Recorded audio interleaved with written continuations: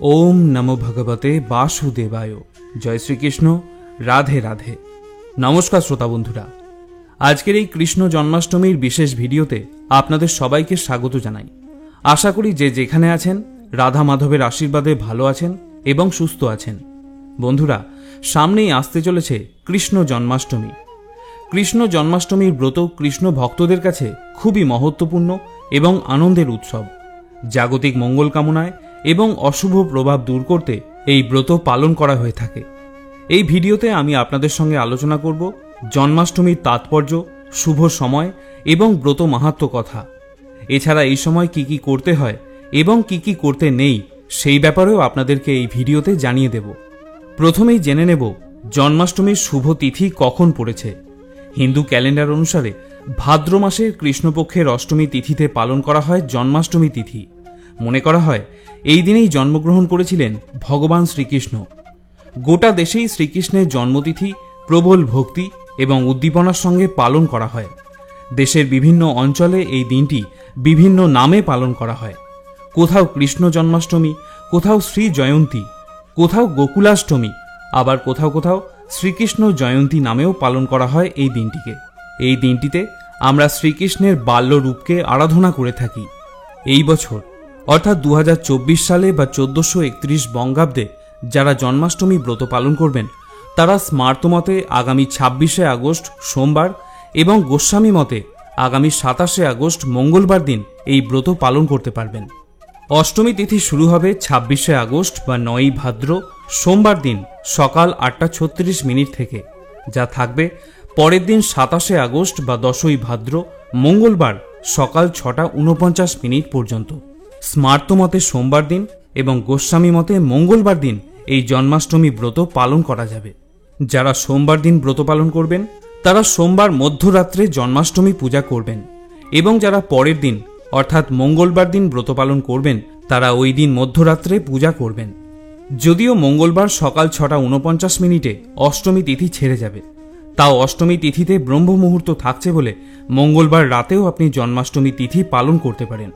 শ্রোতা বন্ধুরা, ভাদ্র মাসের কৃষ্ণ অষ্টমীর রাতে রোহিণী নক্ষত্রে শ্রীকৃষ্ণ জন্মগ্রহণ করেছিলেন। তাই জন্মাষ্টমীর দিন এই রোহিণী নক্ষত্রের সময়কাল অত্যন্ত গুরুত্বপূর্ণ।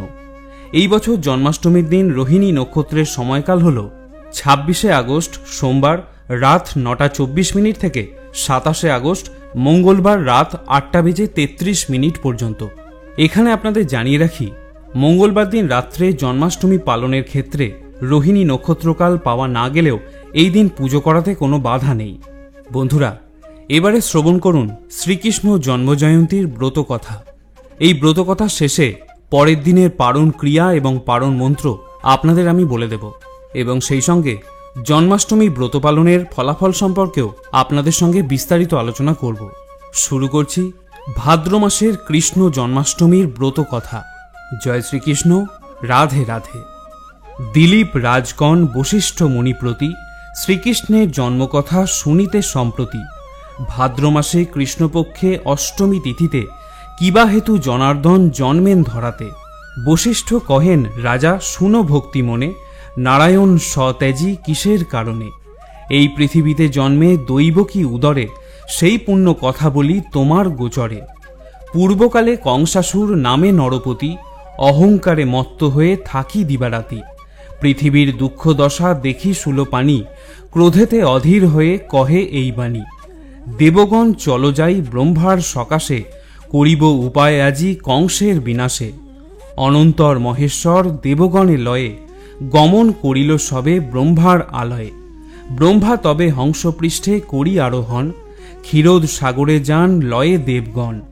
সাগরের তীরে স্তব করে সুরগণ, স্তবে তুষ্ট হইলেন দেব নারায়ণ। কিবা হেতু করেছ হেথায় আগমন, ব্রহ্মা বলিলেন প্রভু করি নিবেদন।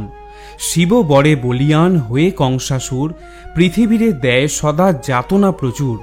মহেশ্বর দিল বর ভাগিনার হাতে, নিধন হইবে কংস নহে অন্য হতে। দৈব কি উদরে জন্ম করিয়া গ্রহণ, পৃথিবীর দুঃখ দশা করুণ মোচন।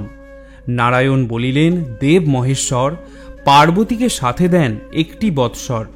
কার্য শেষে পুনরায় আসিবে চলিয়া, এত বলি উমা রমা সাথেতে লইয়া।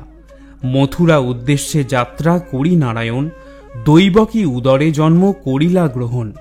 ভাদ্রমাস কৃষ্ণপক্ষের অষ্টমী তিথিতে বুধবার রোহিণী নক্ষত্র নিশার্ধেতে সর্বাধিক আলোকিত করিয়া শ্রীহরি, ধরাধামে অবতীর্ণ শিশুরা ধরি।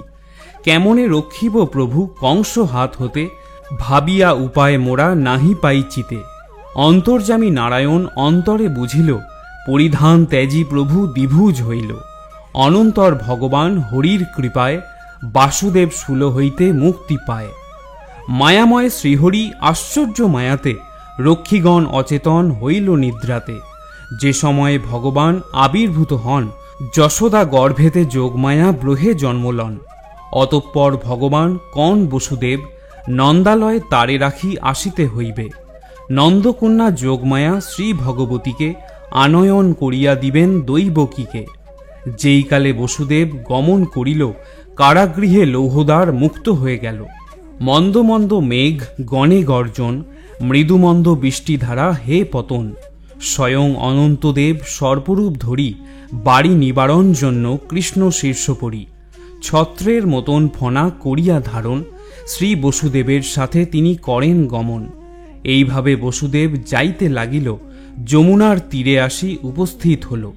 দুকুলে বইছে বাণ, বসুদেব ভাবে, কেমনে হইবে পার গোকুলে যাইবে।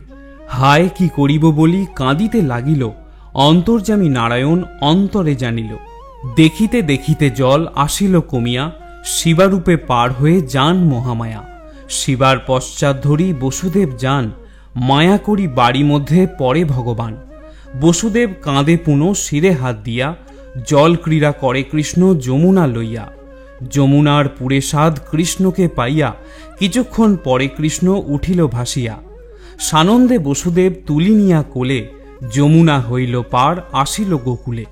অন্তরে বসুদেব আসিন্দালয়ে, যশোদা নিকটে দেখে কন্যা আছে শুয়ে। মহামায়া প্রভাবেতে গোপগণী যত, কেহ কিছু নাহি জানে সব নিদ্রাগত। যশোদাও পুত্র দেখে কিছু না বুঝে যে, জানে কোন দেবরূপী জনম লোভেছে। যোগ মায়া রূপী কন্যা দৈবকীকে দিয়া, বন্ধন স্থানেতে বসু আসিল চলিয়া। যোগমায়া প্রভাবে পুনঃবন্ধন ঘটিল, কারাগৃহ পুনরায় আবদ্ধ হইল। মহামায়া সদ্যজাতা শিশুর মতন, ক্রন্দন করিবা মাত্র জাগে রক্ষীগণ। এক রক্ষী কংসপাশে করিয়া গমন, দৈবকী প্রসব শিশু করে নিবেদন। বিদিত হইয়া কংস আসি কারালয়ে, দেখিল দৈবকী কোলে কন্যা আছে শুয়ে।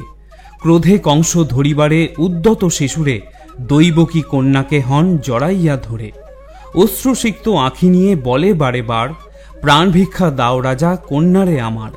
না শুনিয়া তার কথা পাপরূপী কংস, শিশুরে করিতে চায় চিরতরে ধ্বংস। ধরিয়া শিশুর পদ ঊর্ধ্বেতে তুলিল, শিলাপৃষ্ঠ লক্ষ্য করে নিক্ষেপ করিল। কিন্তু সেই শিশুকন্যা কংস হাত হাতে, আরও ঊর্ধ্বে যায় উঠে না পড়ে শিলাতে। কন্যা অষ্টভুজা হয়ে মহাদেবী রূপে, বলেন বচন দুরাচার কংস ভূপে। দুষ্ট দুরাচার কংস শুনরে বচন, কিবা লাভ হবে বোধি আমার জীবন। তোর শত্রু যিনি তিনি বালক রূপেতে, দিনে দিনে বর্ধিত হচ্ছে গোকুলেতে।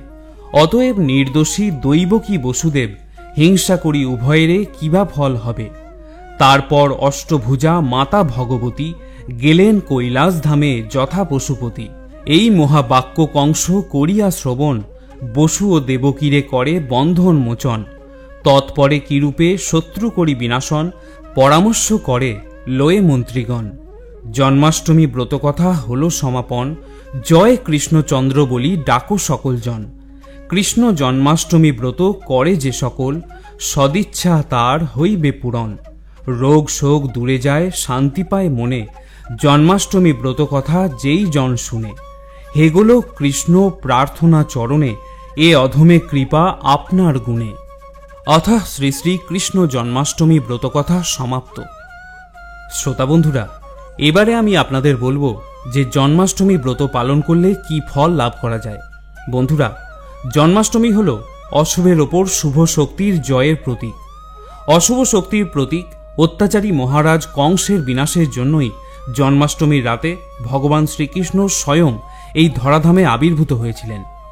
জন্মাষ্টমীর দিন নিয়ম মেনে ভক্তি ভরে ভগবান শ্রীকৃষ্ণ বা শ্রীকৃষ্ণের বাল্যরূপ লাড্ডু গোপালের পুজো করলে অসীম পুণ্য অর্জন হয় এবং ব্রতকারীর সমস্ত মনের ইচ্ছা পূরণ হয় বলে মনে করা হয়। সন্তান প্রাপ্তির ক্ষেত্রে বাধা কাটানোর জন্য জন্মাষ্টমী ব্রত অত্যন্ত ফলপ্রসূ। শাস্ত্র অনুযায়ী জন্মাষ্টমীর ব্রত পালন করলে মানুষ এই জড়জগতের দুঃখ কষ্ট এবং ব্যাধি থেকে চিরতরে মুক্তি লাভ করে, অর্থাৎ জীবের মোক্ষ লাভ হয়।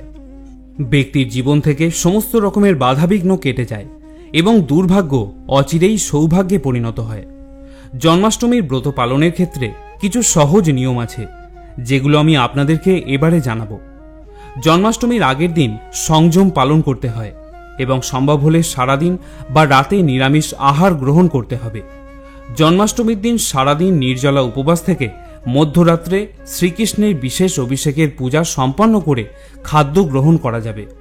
যাদের পক্ষে নির্জলা উপবাস রাখা সম্ভব নয়, তারা সারাদিন ফল, মিষ্টান্ন এবং ডাবের জল, ফলের রস ইত্যাদি খেতে পারবেন। আর যারা উপোস করে পুজো করবেন, তারা রাত্রে জন্মাষ্টমী পুজোর পর অনুকল্প প্রসাদ গ্রহণ করতে পারবেন। অনুকল্প প্রসাদের অর্থ একাদশী পালনের সময় যে খাবারগুলি গ্রহণ করা যায় সেগুলি। একাদশীর ব্রত পালনের ক্ষেত্রে যেমন পঞ্চ রবিশস্য অর্থাৎ ধান, গম, যব, ডাল এবং সর্ষে বা তিল থেকে তৈরি তেল ইত্যাদি খাওয়া নিষিদ্ধ, জন্মাষ্টমীর পূজার ক্ষেত্রেও কিন্তু একই নিয়ম প্রযোজ্য। অনেকে এই দিন সাবু, ওটস ইত্যাদি খেয়ে থাকেন, তবে ডালিয়া জাতীয় খাবার এই দিন খাওয়া যাবে না। জন্মাষ্টমীর দিন শ্রীকৃষ্ণকে নিবেদন করা অন্নভোগ, পরমান্ন, পিঠে বা তালের বিভিন্ন পদ প্রভৃতি পুজোর পর গ্রহণ করা যায় না, তবে পরের দিন পারণের সময় সেগুলি অবশ্যই গ্রহণ করতে পারবেন। এছাড়াও জন্মাষ্টমীর দিন নারকেল বা নারকেলে তৈরি কোনো খাবার খাওয়া নিষিদ্ধ, তবে নারকেলে তৈরি কোনো খাবার জন্মাষ্টমীর পুজোতে শ্রীকৃষ্ণকে অবশ্যই নিবেদন করতে পারবেন এবং পরের দিন পারণ ক্রিয়া সম্পন্ন করার পর সেই খাবার প্রসাদ রূপে গ্রহণ করাও যাবে। এবারে চলে আসছি জন্মাষ্টমীর ব্রতের পারণ প্রসঙ্গে। স্মার্তমতে এই বছরের জন্মাষ্টমীর ব্রতের পারণ সম্পন্ন হবে 27 আগস্ট মঙ্গলবার সকাল 6:49 মধ্যে এবং গোস্বামী মতে পারণ ক্রিয়া সম্পন্ন হবে 28 আগস্ট বুধবার সকাল 9:33 মধ্যে। সূর্যোদয়ের পর পারণ ক্রিয়া সম্পন্ন করা হয়। যারা সোমবার দিন জন্মাষ্টমীর পূজা করবেন তারা মঙ্গলবার দিন পারণ করবেন এবং যারা মঙ্গলবার দিন জন্মাষ্টমীর পূজা করবেন তারা পরের দিন অর্থাৎ বুধবার দিন পারণ ক্রিয়া সম্পন্ন করবেন। যেদিন পারণ ক্রিয়া সম্পন্ন করা হবে অর্থাৎ ব্রত পালনের পরের দিন সকালে স্নান পর্ব সেরে নিয়ে পারণের নির্দিষ্ট সময়ের মধ্যে শ্রীকৃষ্ণের পূজা করুন এবং তারপর পারণ আরম্ভের মন্ত্র পাঠ করুন। পারণ আরম্ভের মন্ত্রটি হল সর্বায় সর্বেশ্বরায় সর্বপতয়ে সর্বসম্ভবায় গোবিন্দায় নমো নমঃ। এরপর শ্রীকৃষ্ণকে নিবেদন করা অন্নভোগ প্রসাদ রূপে গ্রহণ করে উপবাস সমাপ্ত করতে হবে এবং পারণ সমাপ্ত করার মন্ত্রটি পাঠ করতে হবে। পারণ সমাপ্ত করার মন্ত্রটি হল ভূতায় ভূতেশ্বরায় ভূতপতয়ে ভূতসম্ভবায় গোবিন্দায় নমো নমঃ। শ্রোতা বন্ধুরা, আশা করি আজকের এই ভিডিওটি দেখে আপনি সমৃদ্ধ হয়েছেন। জন্মাষ্টমীর ব্রত সম্পর্কিত কোনো প্রশ্ন বা মতামত যদি আপনার মনে থাকে তাহলে অবশ্যই আমাকে কমেন্ট করে জানাতে ভুলবেন না। সকলে ভালো থাকুন, সুস্থ থাকুন। জয় শ্রীকৃষ্ণ।